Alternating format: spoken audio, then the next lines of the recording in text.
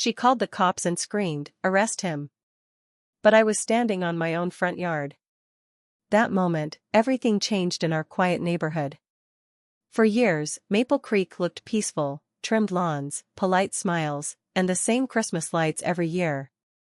But behind those perfect fences, people were watching each other like predators. And at the center of it all, was Karen Whitmore. She wasn't just a neighbor.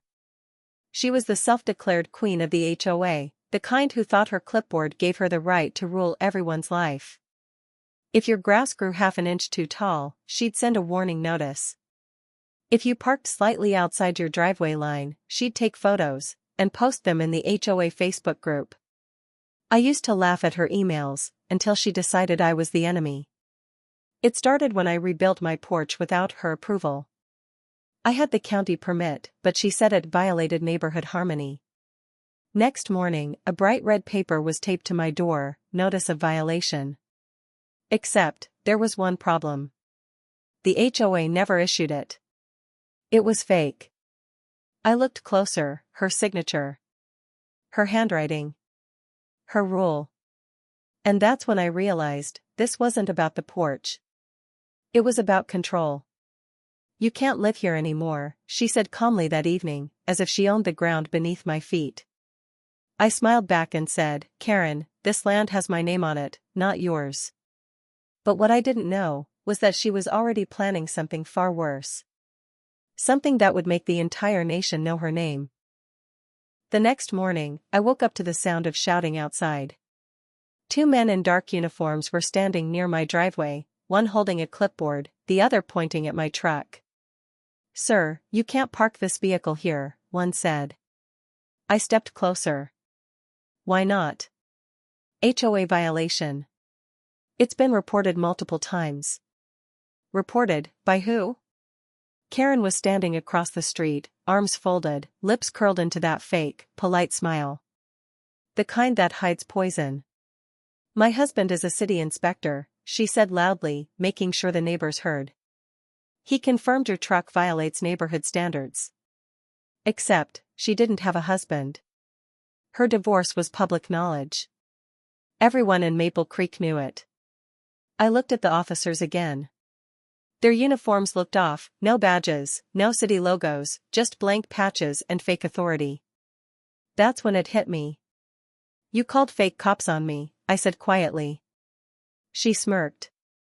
"You should have just followed the rules." Before I could respond, one of the men started writing a citation on a plain sheet of paper, not even an official form. The other pointed to a tow truck that was already backing into my driveway. "Move that vehicle," he ordered.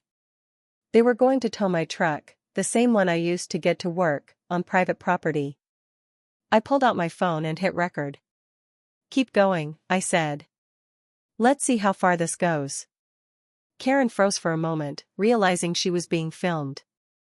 "Put that phone down," she shouted. "You're not allowed to record HOA operations." I laughed. "Then maybe you should call the real cops this time." For a few seconds, no one spoke. Just the sound of the tow truck engine humming and my phone's camera rolling. Then suddenly, one of the fake officers reached for my phone. He shouldn't have done that. Because what happened next turned a neighborhood dispute into a national story. The moment that man's hand touched my phone, something inside me switched. I wasn't just a homeowner anymore, I was done being pushed around. "Touch my property again," I said slowly, "and this video goes straight to the sheriff's department." That's when the other officer whispered something to Karen, and they both froze. Because what they didn't know was that I actually worked for the county surveillance unit before I retired. I'd spent years installing city cams, monitoring evidence, and building cases like this. Karen didn't like that look on my face. She took a step back, her fake authority cracking. "You think you're smart?" she sneered. "No," I said, raising the phone a little higher. "I just know the law better than you." The tow truck driver, who clearly didn't want any part of this, slowly backed out of the driveway and drove away. Now it was just her, me, and two imposters standing in the middle of Maple Creek Street. I pointed to the street light above. "See that camera?" I installed it. Everything you did this morning, it's recorded, timestamped, and already uploaded. For the first time, I saw fear in her eyes. She tried to play it cool. Whatever footage you have is useless, she said. I run the HOA. I'll have it deleted. I smiled, calm, steady, unshakable. You're about to learn something, Karen. The HOA doesn't outrank federal law. And right then, the sound of sirens echoed from the end of the street. Not the fake ones this time. Real ones. Karen's face went pale. She turned to run, but before she could, the sheriff's cruiser pulled up, lights flashing, and two real deputies stepped out. They looked at the fake officers, then at her, then at me holding my phone. Sir, the deputy said, we've been expecting your call.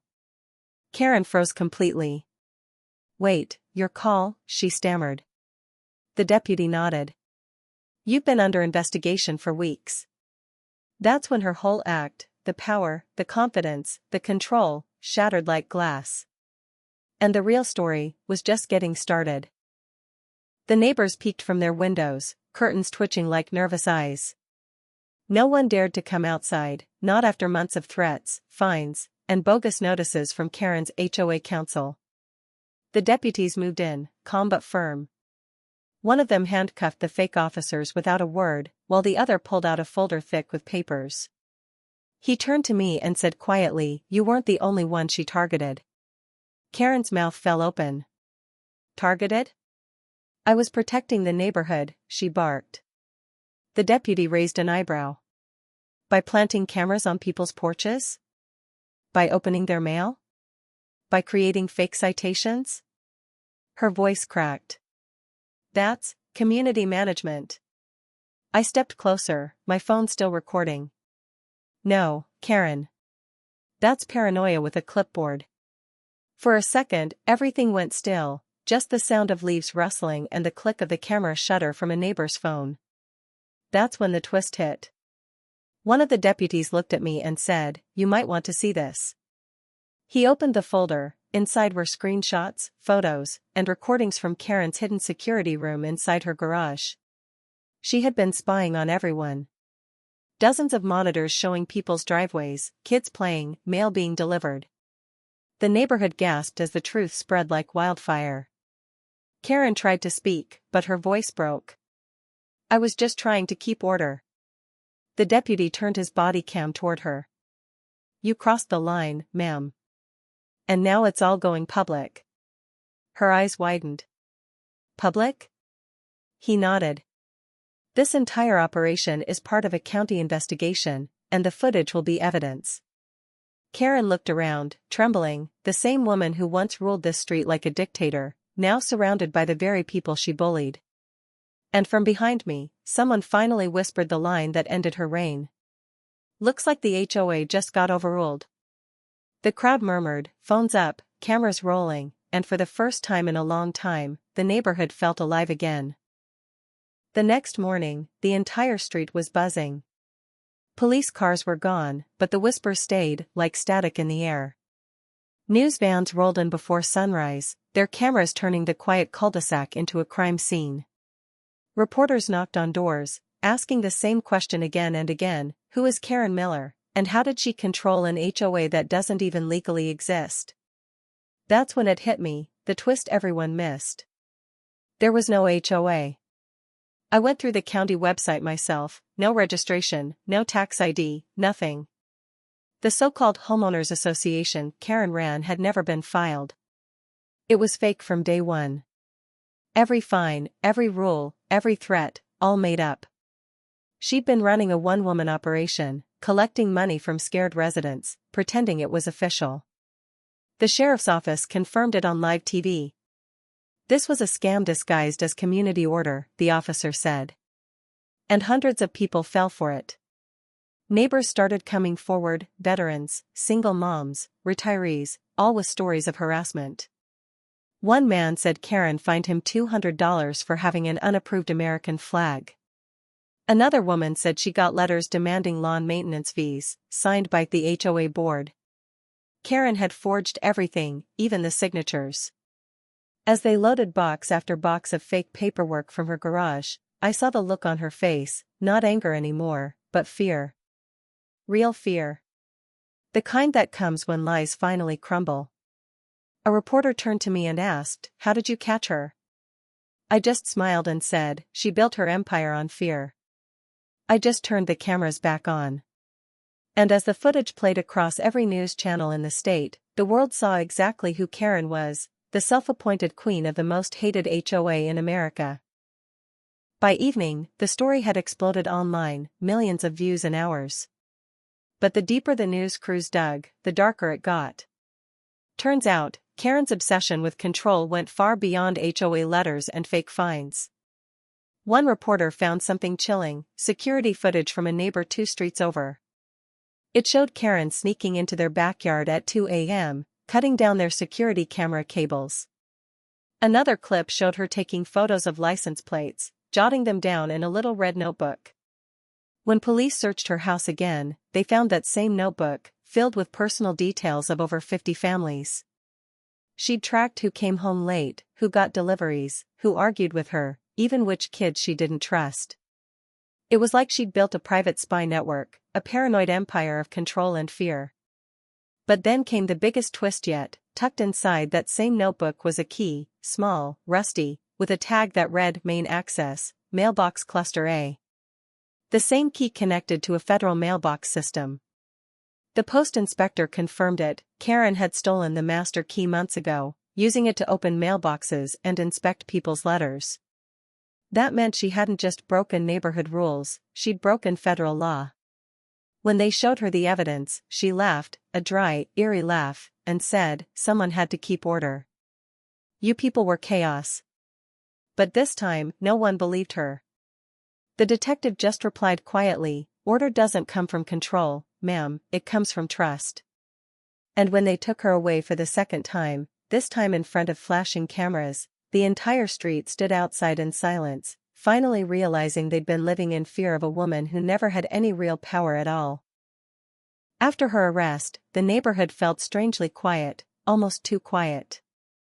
The HOA board disbanded, the meetings stopped, and for the first time in years, kids played outside without hearing. "That's against community policy," shouted from across the street. But peace didn't come easily, because the truth about why Karen did all this hadn't come out yet. One night, a local journalist named Dana received an anonymous email, subject line, "She wasn't always like this." Attached were old photos of Karen, smiling, holding a baby, standing beside a man in a military uniform. The email said he was her husband, a veteran who had died in service years ago. After his death, Karen had tried to protect their neighborhood like he once protected the country. But over time, her grief twisted into control, and control into paranoia.